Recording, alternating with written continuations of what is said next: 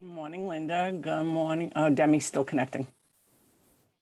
Driving back from Winston-Salem. Oh, okay. I'm exhausted. I saw you put it in recording already. I didn't mean to do that. Can you interfere with that and stop it or pause it? No, I can't because I'm not the co-host. Am I the co-host? No, you're the host. I didn't want to be the host. I wanted to be, Jenny's supposed to be the host. All right, I'm going to sign out and come back in and see what happens. Okay. All right. Oh, wait a minute. Let's see. Unless you want to make me co-host and then. I'm trying to, I'm here. Got it. Yay! Thank you for your patience. All right, one more time.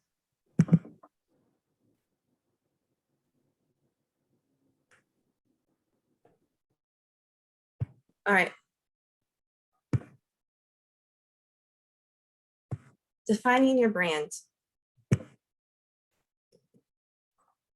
So I just wanted to start with what a brand is. Drilling down, it's how people perceive you and your company.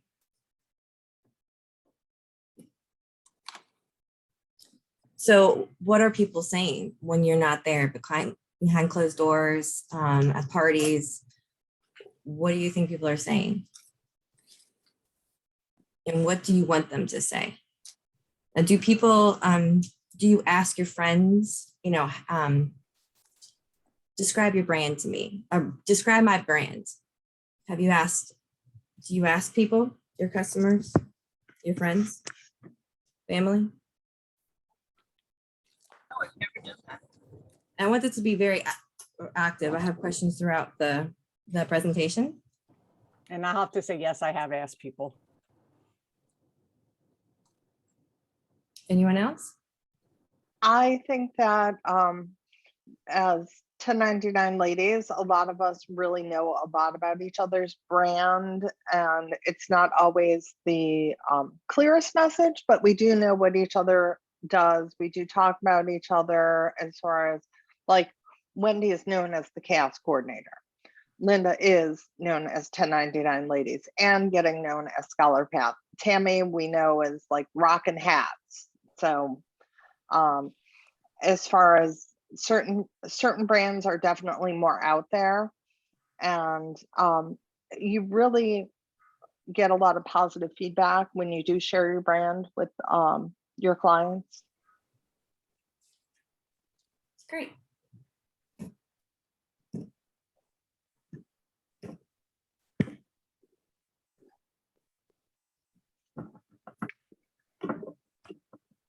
I just want to add to that.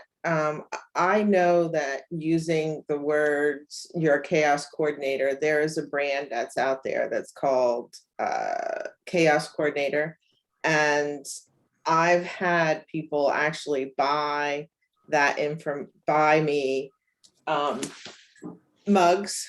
Ooh, that had stuff in it. Mugs, hats, and sent me images with definitions of chaos coordinator. So I think that's why I've said mine is an 8. My brand, I've kind of incorporated, even though it doesn't say "your" at the top of it, it still says chaos coordinator, and that's what people associate with me.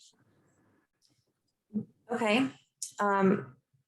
Also, your brand is when they look at that word or hear your name or see your something that has chaos coordinator on it, how does it make them feel? Your brand has a lot to do with how they feel. I had a person the other day say, "Oh, she's awesome. She gets everything done."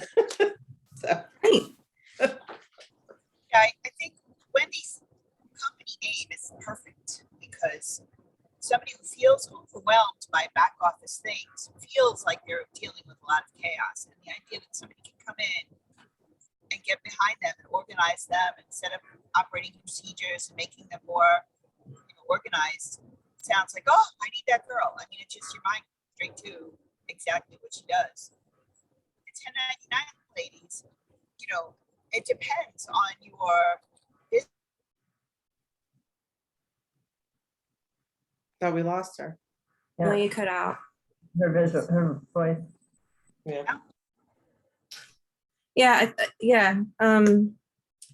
So moving on to who is your audience is a big thing to start thinking about when you first look at your brand. And then what do they stand for? Well, I think a good example of that, she's not on the call, is Laura. Everybody knows what a real estate agent does, but she's very specific of who her client base is, so that she is knows who her clients are. She'll take any client on, but she specializes in somebody who's looking for very specific items. She does provide a very concierge almost service when it comes to micro farms or acreage or things that people don't always look at as something that needs a specialist. So sometimes you can drill down too far and be too specialized and lose some of your clients. But other times when you have so many people that do what you do, you need to drill down and be a specialist and be the one who's the go-to. Just like Wendy for back office procedures, she's not just a chaos coordinator, she's your chaos coordinator. So there's that identity. And your brand is really run by your audience and how they perceive you. With a brand, it can really strengthen trust, connection, authenticity, recognition, differentiation, not a bar in the way, sorry, impact, value, and customer loyalty. All those are impacted by having a brand.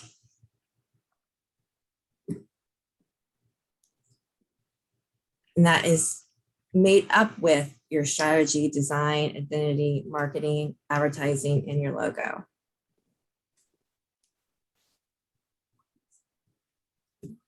Wendy, do you have a logo for your chaos coordinator, or is it just script? No, I have a logo.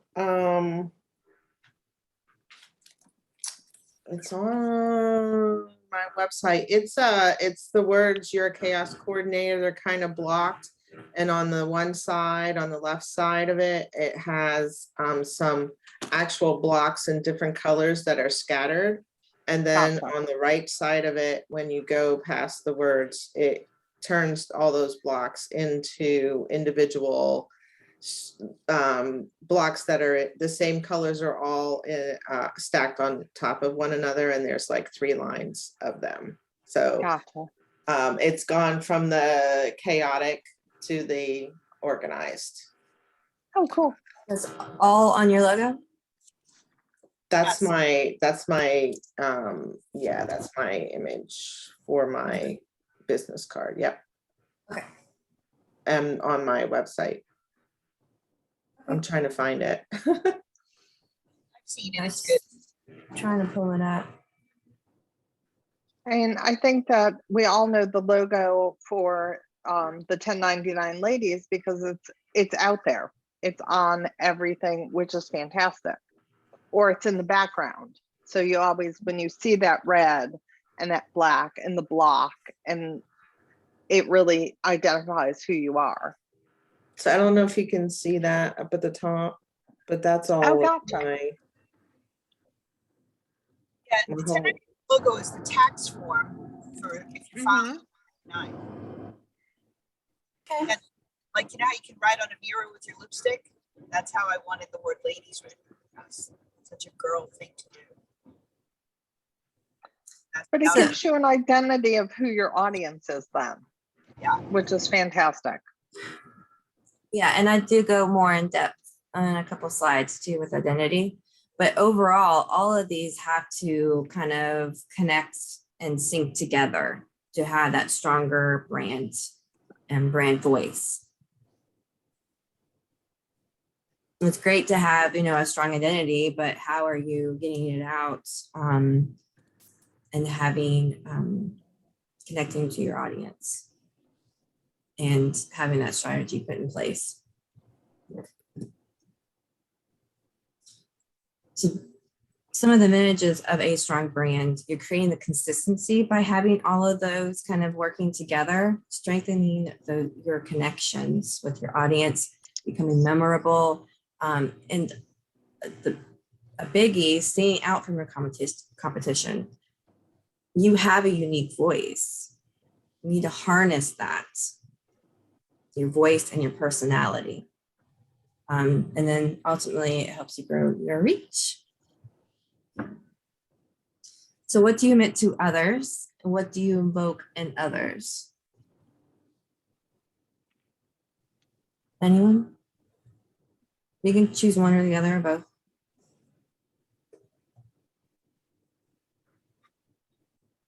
Well, when I was working on what I wanted to do for my business, kind of looking at what's my purpose, looking at my strengths, I kind of felt like a small business owner doesn't always have the luxury of having, all the different departments that corporations have. So you kind of have to be as a business owner, the Jill of all trades kind of thing, but you're really looking at what your passion is. So I felt I was bringing the value of the business knowledge, the business structure to people. And a lot of my values have been always around after multiple, personality tests, strength things, all that sort of stuff have always been around, knowledge, honesty, trustworthy, commitment, dependability, responsibility. So I feel I admit that to people, that I'm responsible to get certain things done, as far as that goes. And do you You find feel that like- you end up attracting the same in your customers then? To a certain degree, but actually most of my customers are more of the creative side. So I feel like I'm doing the, as they say, opposites attract. And so I feel I give them the security that I'm taking care of the business things and they are able to work in their passions, which is the creative side of them. Awesome. Anyone else? So for me, when I look at the different questions, so I'm pivoting my business to specialize in working with financial advisors because I was a financial planner for 10 years before I started in web design. So my vision is for advisors to have really compelling websites that speak the language of their clients, that walk their clients through the problems that they're experiencing, doesn't use jargon, talks about money in a way that people actually talk about it, and then kind of empowers people to make a decision that's right for them. So that's what I want to do. I don't know exactly what I invoke in others yet, because since I've made this pivot, I'm kind of, just getting started with it. So. Okay. Well, definitely ask others, ask the other 1099 ladies. Hey, look at my website. How do you feel when you see that? Mm-hmm. Yeah, that's a great suggestion.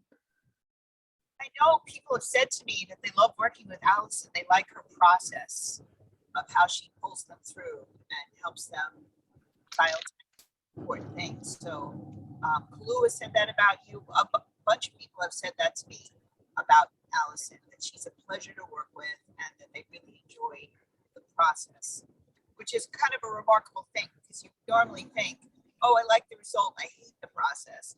But no, that's not Allison's story. So that's really good. Oh, well, thank you, Linda. Yeah, I try to educate and inform people and kind of break things down so it's not a headache.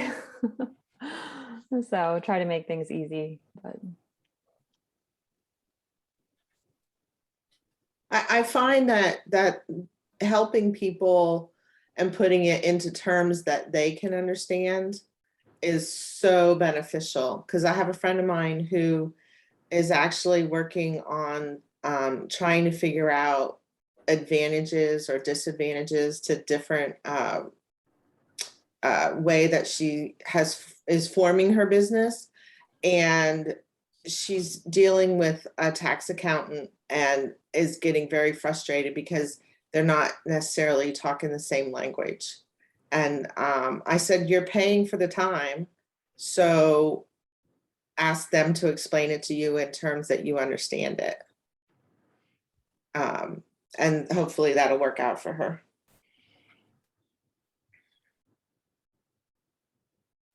Interesting.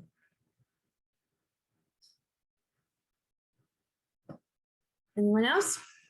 I'm just going to say my mission is to help women that have no hair or cancer patients feel better about themselves with the lashes and makeup, but also in photography too. So it's like, you know, I'm giving them value by making them feel better and feeling pretty to get pictures done. So, you know, and which shows a lot.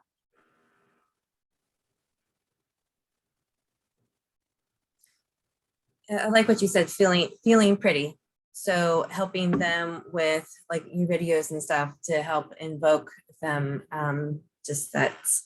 invoke that feminine energy, and you know, loving themselves. Mhm. Right. A lot of words. Define your personality. So a big thing is your tone of voice and communicating that with your audience in different ways. And this includes word choice, communication style, and emotional tone. So I just kind of listed some different tones here. So think of like some sliding bars. Over on one side, you have fun. On the other side, you have serious, and like sliding that bar to kind of where you are and how you want to emit your brand.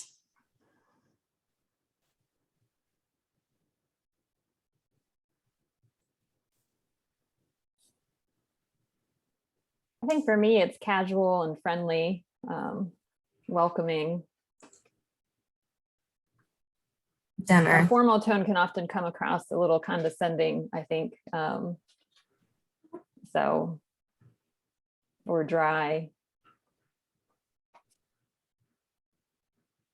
I'm humorous and optimistic. Wonder where that came from. And you know, yeah, so for more of a formal, you might want that for, and being a little bit more dry if it's, I don't know, just that your particular audience might be more of that, and you're attracting them more with that. So I love the different tones. Anybody else? What is your tone?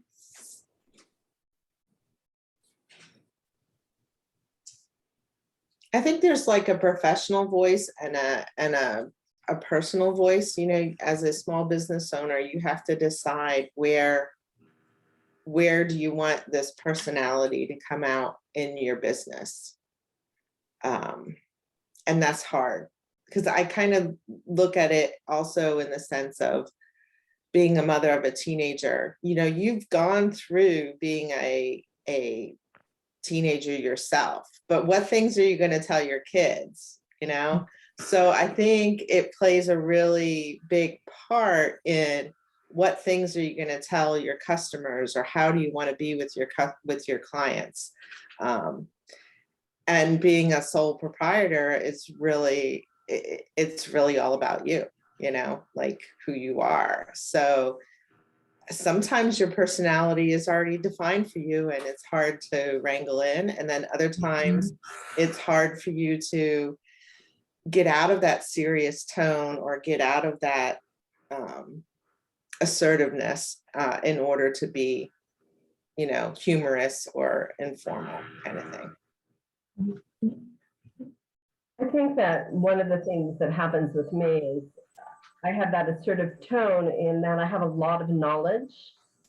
and I spew that knowledge. And rather than still trying to find a way to pull people into motivating them to really take that knowledge and understand why they need to make those changes to make a difference in their life.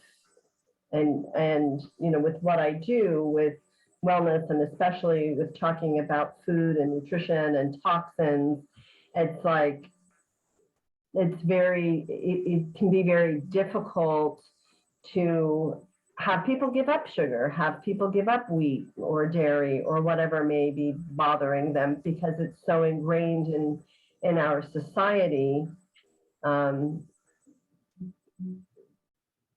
that it becomes a struggle. So how to get from that, you know, I have the knowledge to really getting people to be motivated and understanding. Yeah, why should they care? Or why should they listen to you and not someone else that's in your industry?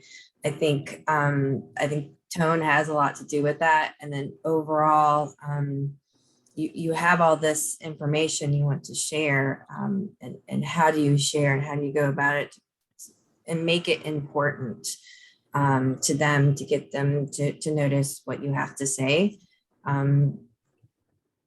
That definitely takes some time, but harnessing your voice, and also in different ways. I mean, all of the senses. So when you're doing videos, I mean, your music definitely matters. Audio to, if you textiles, if you're giving them a card, you know, how can you harness that texture as well? And harnessing all of your senses is important too. Reflecting on what Deb was saying, I think what's also she has to overcome is that people are addicted to sugar. I mean, it's hard to think of it that way, but when you eat sugar, it does release chemicals in your body, and that's why we're drawn to it. You know, so it's like breaking the addiction is another big thing that she has to overcome, or waking people up to the fact that they have a sugar addiction. Because people don't think of it like that. They think of it as food. And, you know, think about having a piece of cake right now, all those emotions that get evoked with, ooh, it's delicious, it's wonderful.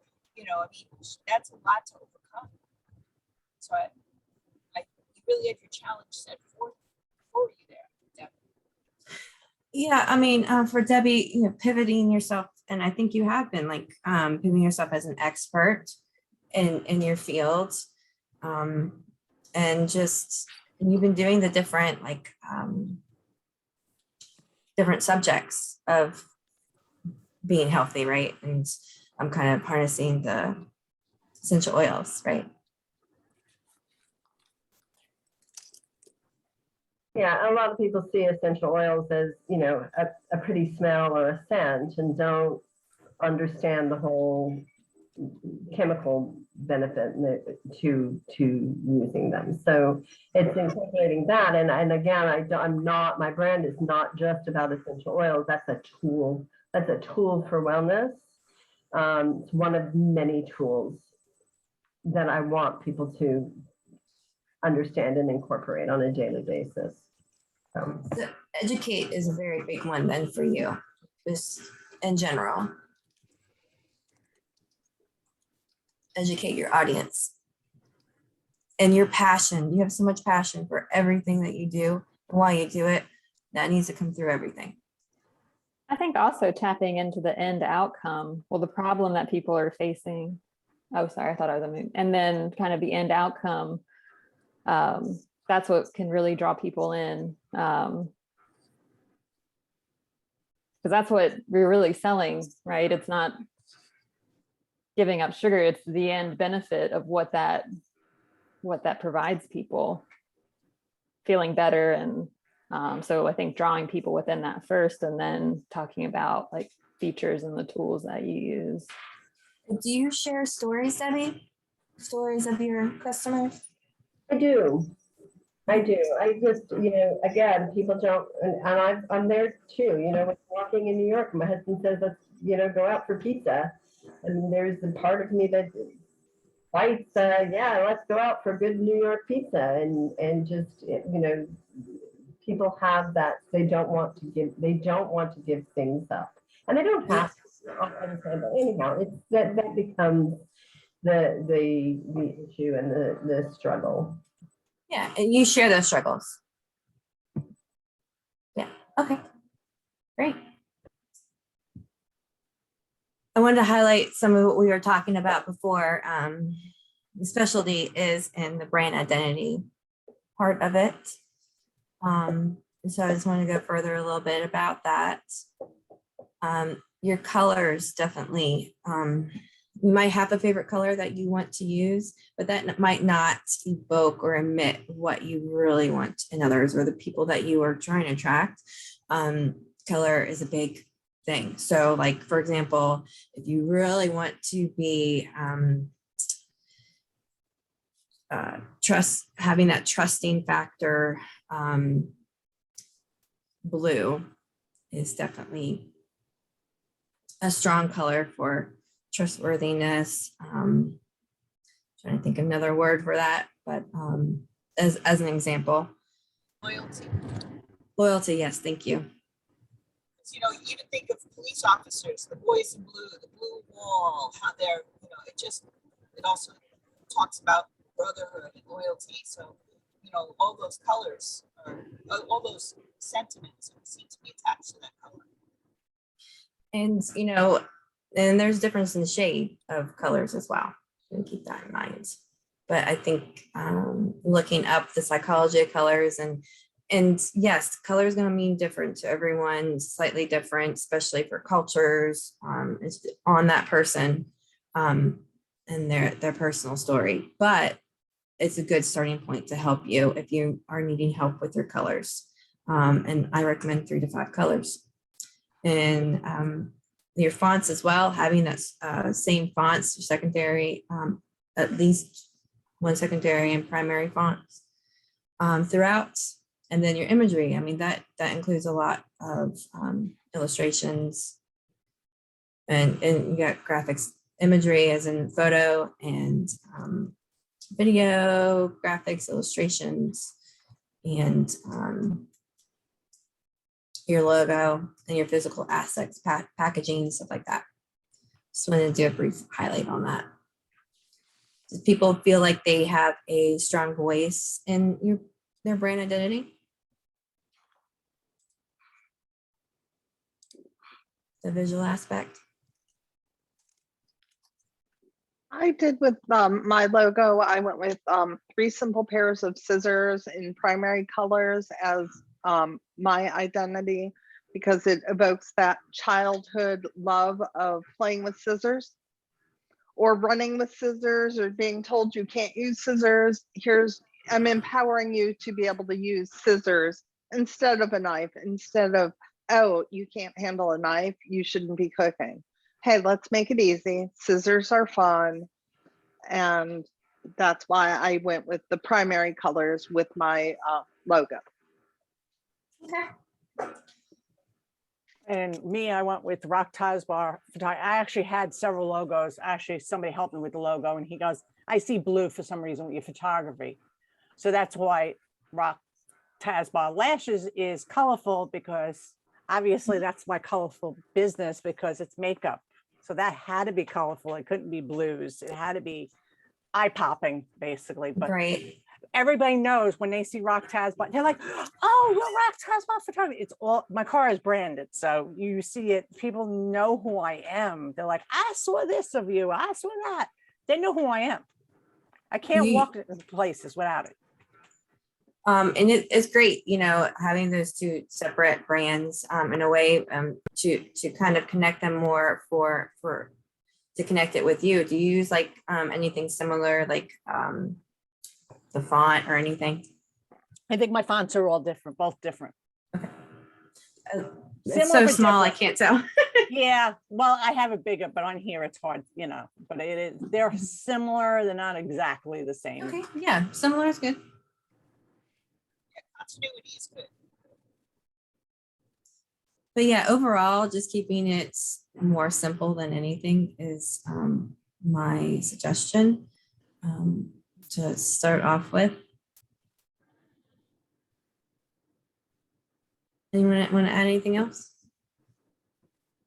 What is the color red evoke, or what's your idea about the color red? So I didn't catch that. What about the color? Color red. What? Because you said blue is loyalty and trust. What is red?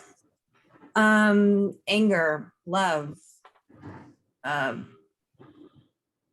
But I have a friend of mine who's a caterer, and she's looking at the color red, and she said that actually is a color that intrigues or initiates people to feel hungry. So if you think of McDonald's and Burger King. Wendy's and Burger King, they all have red in their logos. So And when I think of red, I think of passion. mhm. And so passion for food, passion for knowledge.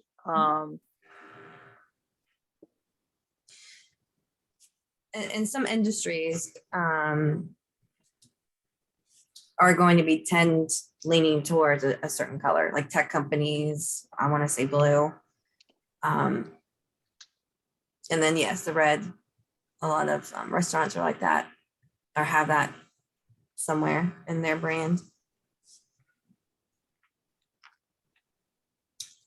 So it's a good place to start if you are don't know where to start with your coloring. Definitely looking at your competition for sure. And that's one of my top questions that I ask when I'm starting a logo design for a business.